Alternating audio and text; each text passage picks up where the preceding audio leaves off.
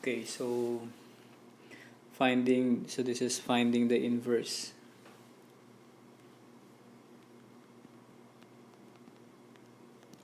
Finding the inverse of a function.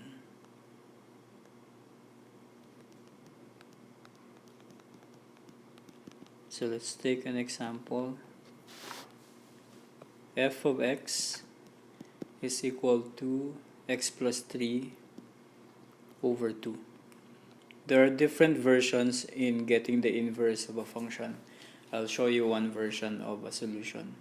The first thing that you have to do is to rewrite your function as y, and then equals the same x plus 3 over 2. Okay? Proceed by finding the x. So multiply both sides by 2 to eliminate the 2.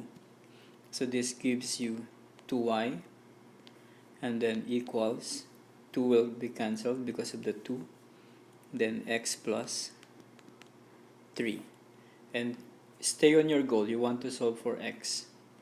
So 2y minus 3 is equal to x.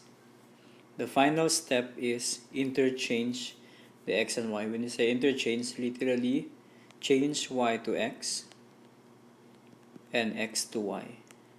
This expression is your expression for the inverse, 2x minus 3. The other version is, at the very first step, they already interchange the x and y, so that you don't have to do that in the last step.